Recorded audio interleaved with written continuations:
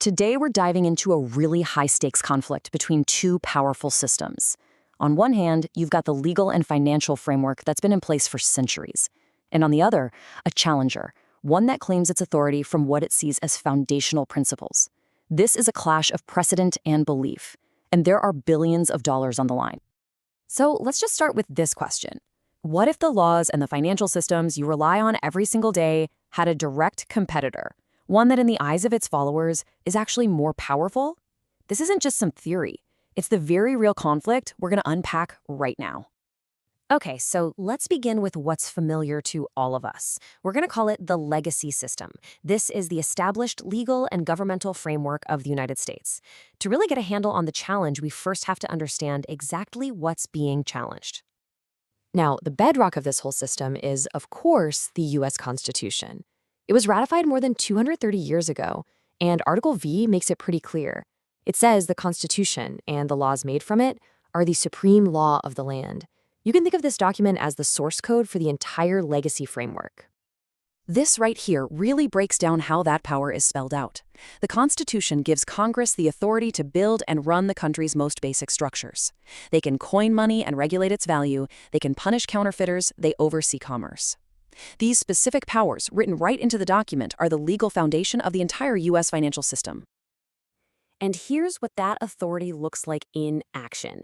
This is an actual act from the very first session of Congress, back in 1789. It's setting the pay and the rules for the military. It's a perfect example of how an abstract power that's written in the Constitution becomes a real, enforceable law that has tangible consequences. This is the legacy system doing its thing. But, having one supreme law doesn't mean other legal systems can't exist in the same physical space. In fact, our own legal landscape already has some pretty clear examples of different authorities coexisting. Take a look at this. It's an official directive from the California Attorney General's office. It actually orders state law enforcement to enforce protection orders that come from sovereign tribal courts. So this is a clear, real-world example of two separate legal systems operating in parallel, with one officially recognizing the authority of the other. So, okay, we've established that parallel legal systems can exist.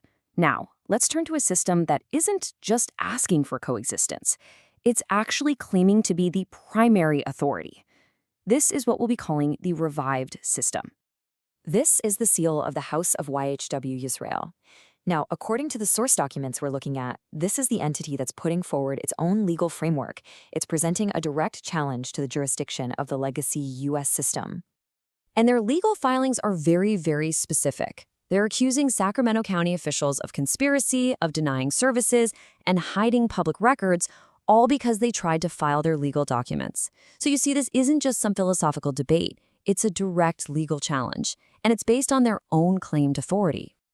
And the financial stakes they've set are just massive. The documents claim that by not complying, officials have accepted liability for $100 million per incident. This is a really critical point. The revised system is designed to impose huge financial penalties on agents of the legacy system for non-compliance. And right here, the conflict is just laid bare. On the left, you've got a formal printed act of Congress from 1789. On the right, a handwritten holy writ of mandamus from the House of Yisrael, authenticated with these wax seals. Both of these documents claim to have ultimate legal authority, but where they get that authority from, well, it's from two completely different worlds. Now, this legal battle is also the launching pad for a totally new economic model. It's a system designed to operate on a scale that its creators say the legacy financial system just can't handle. And here's the core difference in how they're supposed to work. Legacy finance, as the source material lays it out, is built on debt and claims, right? And settlements can take days to clear. The revived financial system, on the other hand, is built on the immediate liquidation of forfeited assets, and that requires a settlement that is both instantaneous and absolutely final. So, how do they do this? The legal engine behind it is a pretty unique take on admiralty law. The whole idea is that these ancient maritime courts, which were apparently never formally dissolved, can be brought back to life. These courts can then rule on claims against illegally registered corporations, basically treating them like abandoned ships lost at sea. The projected scale of this whole operation is, well, it's staggering. By liquidating the assets of these forfeited corporate vessels through what they call a global corporate asset forfeiture exchange, The proponents estimate a daily revenue stream of somewhere between $400 million and $2 billion. To manage that kind of volume, you're going to need a new kind of money. The source documents introduce something called mathematical gold, or MG. And they're very clear. This is not a cryptocurrency. Instead, they describe it as a sovereign substance, an elemental asset substrate designed specifically for the instant, final settlements their system requires. Think of it as the financial equivalent of a physical element, built for incredible speed and volume. So what happens when these two vastly different systems actually meet? What's the result when the claims of this revived system are filed directly into the machinery of the legacy system?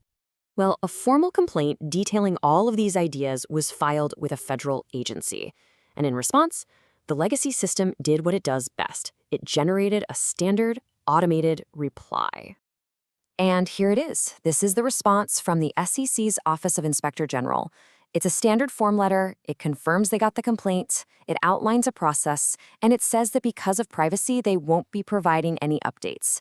It's the impersonal, bureaucratic response of a massive system to a fundamental challenge to its very existence. And this brings us to one final powerful question. You have one system built on centuries of established practice and law. You have another built on the assertion of an absolute revived authority. When these two systems collide, which one truly defines reality? What's ultimately more powerful, the law as it's been practiced for generations, or the law as it is passionately believed to be?